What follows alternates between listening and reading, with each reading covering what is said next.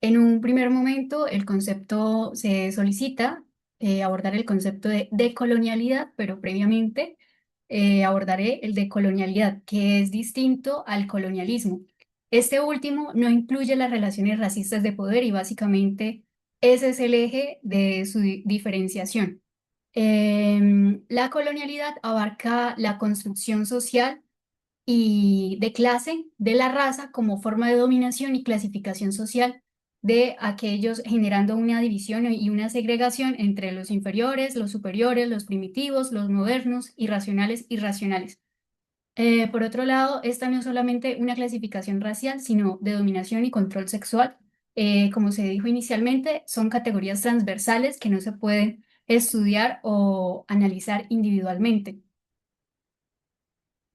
Bueno, ahora sí, la decolonialidad viene siendo el proceso de deconstrucción de los procesos de colonialidad, planteándose, por ejemplo, Enrique Dussel en su texto plantea la pregunta de qué modo podemos reconstruir hoy nuestro legado sin necesidad de repetir y seguir teniendo como referente principal las teorías y los preceptos eurocéntricos. Entonces es preguntarse y nos queda la tarea de rastrear nuestros orígenes, identificar las raíces y partir de allí para construir sociedad. Por otro lado, está también ligado el concepto del feminismo, pero para poder entender este movimiento social y político que también está constituido por teóricas y por ciencia, que intenta explicar cómo se generó y hacia dónde va o qué quiere construir en torno a la igualdad o la equidad de género. Primero hay que decir que, como se dijo anteriormente, la raza, no solamente la raza fue inventada por el occidente, sino también el género, el cual inicialmente no era concebido por los pueblos originarios como categorías indistintas que separaban a los seres humanos, sino más bien como ciertas características biológicas que no compartían todos los seres humanos, pero que no necesariamente tendrían que definir quién tenía el poder y quién tenía la dominación. Así se genera un ordenamiento en las prácticas sociales que genera una opresión sistemática y una violencia estructural hacia hacia la construcción del sujeto mujer o de las mujeres, que inicialmente no lo eran. Frente a esta opresión sistemática y esta violencia estructural de la que hablo, se genera esta serie de corrientes que se oponen a esta dominación y a esa opresión, pero no se podría llamar feminismo, ya que en sus inicios era una forma blanca, burguesa y excluyente, es decir, una forma colonial de entender las relaciones entre estas categorías que genera o que crea Occidente de género, que son hombre y mujer, y que solo pueden ser concebidas como heterosexuales. Las hembras, además, que son como originalmente se concebían a lo que ahora se llama sujeto mujer, eran vistas como animales y como inferiores a aquellas mujeres que eran blancas, burguesas y, bueno, que no eran negras o que no eran indígenas. Es decir, que el feminismo occidental, si es que se le puede llamar feminismo, más bien esta corriente, no parte desde los territorios y no recoge realmente todos los sectores, sino que termina siendo, como dije anteriormente, excluyente. Entonces, bueno, el feminismo debe ser construido desde los territorios y desde estas nociones que no son eurocéntricas, sino propias de cómo se conciben pues en cada territorio mismo. Por otro lado, el patriarcado es el que regula las relaciones sociales y de género, pero también las preferencias sexuales y lo hace en relación a la autoridad y a la economía, pero también al conocimiento, qué se puede, debe conocer y quiénes pueden y deben saberlo. El patriarcado es el que ejerce dominación, control sobre todos los aspectos de la vida, no solamente los raciales, los de género, sino también los políticos y económicos. Esto termina de completar, digamos, como esas tres categorías que son el capitalismo, el racismo y pues el patriarcado. Se reduce las hembras a mujeres porque previamente la categoría de hembras reconocía más derechos, capacidades y habilidades a los que ahora son sujetos mujeres y al transformarse socialmente estos preceptos, lo que se hace es subordinar a las hembras en todos los aspectos y dimensiones de la vida por parte de una dominación masculina. Uno de las citas que Lugones menciona en torno a esto es que el género no era un principio organizador en la sociedad antes de la colonización occidental. O sea, este es un proceso que parte desde los procesos de colonización y desde la llegada de los invasores a Latinoamérica. No había un sistema de género institucionalizado.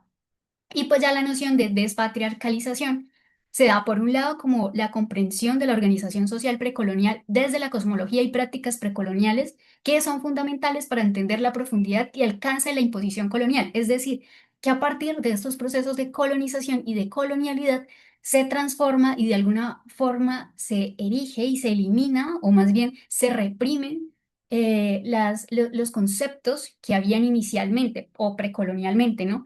Y también a considerar el género como una imposición colonial, lo que hemos repetido a lo largo de la exposición. El sexo y el género son una construcción social y una imposición colonial.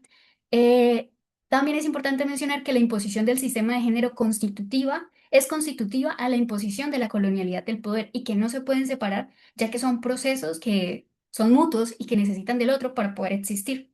Y por otro lado, respecto al feminismo y a esta noción de despatriarcalización, dice María Lugones que hay que encontrar una vía para proceder desde una categoría mujer, que está muy saturada en términos de género, hacia la plenitud de una humanidad asexuada, pero esto en términos generales, ya que no puede ser algo general o impuesto, estaríamos repitiendo el patrón de colonialidad, el patrón de dominación, ya que cada pueblo originario o cada territorio tiene su forma de percibir o tenía su forma de percibir, pues, estas como divisiones un poco, o más bien diferencias entre los seres humanos.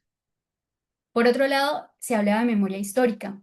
La memoria es un mecanismo cultural para fortalecer el sentido de pertenencia, pero es también un elemento clave en los procesos de reconstrucción de identidades individuales y colectivas en sociedades que emergen de periodos de violencia y trauma. La memoria es toda la reconstrucción o todo el proceso que se hace en las sociedades que mantiene y unifica a las personas pues que vivieron hechos históricos y bueno, finalmente no se puede decir que hay una sola memoria o una sola versión, ya que cada persona tiene su versión distinta de las cosas que ocurrieron o tiene su percepción también de lo que ocurrió allí y lo percibe de una manera diferente. Por eso se dice que la memoria tiene una implicación política. Hay que decir, primero, que el pasado ya pasó y que no puede ser cambiado. Segundo, que el futuro es abierto, incierto e indeterminado. Y tercero, que si bien lo anterior se parte de lo anterior, sí se puede cambiar el sentido del pasado, sujeto a reinterpretaciones ancladas en la intencionalidad y expectativas hacia un futuro.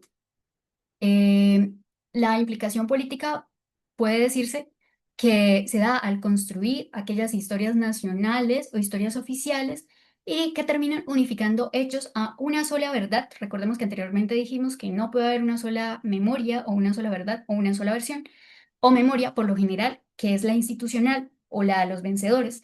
Se está invisibilizando y excluyendo las memorias de los pueblos, de aquellos que no tienen voz y que no tienen poder para hacer ver y para hacer notar, para hacer conocer sus versiones y sus experiencias en relación a esta construcción de la historia, esta revisión y reconstrucción de la historia.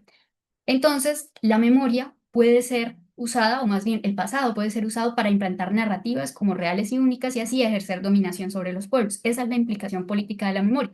Por eso el vínculo con el poder es central en la intencionalidad de la construcción de la narrativa de la nación. Y ahí es cuando el historiador ejerce un rol político y ético al momento de escribir las narrativas, digamos, oficiales. Si decide o no tener en cuenta estas historias que han sido excluidas y relegadas por años, invisibilizadas o si solamente se centra en la institucionalidad.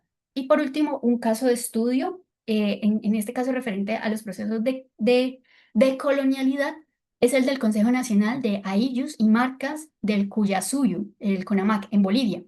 En los 90, específicamente en el 97, en respuesta a la exclusión, marginación y dominación de los pueblos indígenas perpetrada por regímenes colonialistas y estatales, nace esta organización social. Es un movimiento que impulsó además la Asamblea Constituyente del 2009 de Bolivia, que fue la que le dio el Estado del origen uninacional al plurinacional de Bolivia, reconociendo pues todos los pueblos originarios constitucionalmente, así como pues también sus lenguas nativas, costumbres y demás. Ellos han organizado sus estrategias de lucha, reivindicando principalmente la restitución de sus tierras comunitarias de origen que han sufrido el despojo y la usurpación por parte de los invasores. Este movimiento social persiste y todavía realiza acciones en torno a la defensa del territorio, al reconocimiento de estos pueblos indígenas históricamente excluidos y pues a la reivindicación también de ellos como sujetos de derechos dentro de un contexto colonial y excluyente. Gracias.